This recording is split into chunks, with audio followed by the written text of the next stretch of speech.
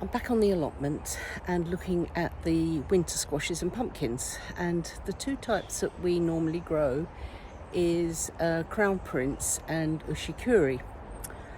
But we've been thinking that they're actually sometimes a bit too big and we wanted to grow some smaller ones. So this year I've tried a few types of smaller squashes, which I'll show you, just to see what they're like and whether or not we could grow a few of those in future, which is more, we won't be eating them for a whole week, just a couple of meals and some roasties.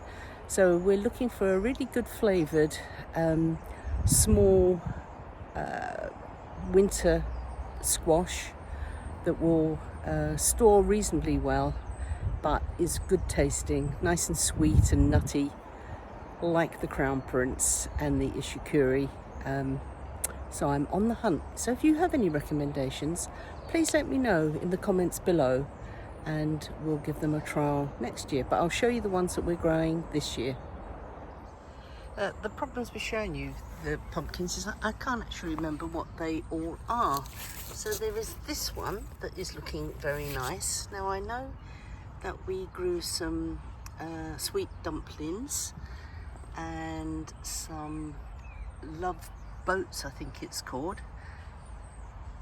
We also have this green one, but guess what? I didn't label them, so I'm not really going to know. I'm going to have to go back to the packets and look at the different varieties and see if I can identify which one's which.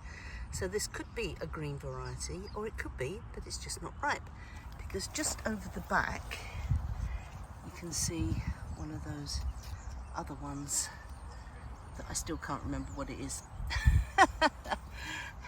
Hence why you must label things. There's one of our usual Ushikuris, looking very nice. I must say that given the weather earlier on this year and how it's been, I wasn't sure that we would get any winter squashes at all. So I'm grateful to see that there are a few coming along. And lurking down here, that looks like a butternut squash. So that's promising too. Let's see what else we can find. And here are the Crown Prince.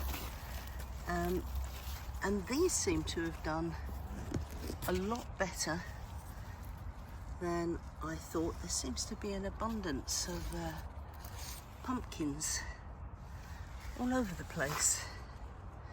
So regardless of the other ones, there's going to be more than enough pumpkins and squashes for us this year. But I can't wait to try a couple of the other varieties.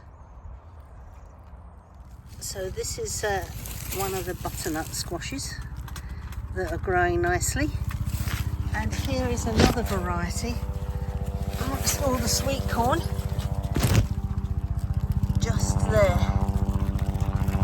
So I'm going to have great fun. Let me just move that. I'm going to have great fun trying to identify.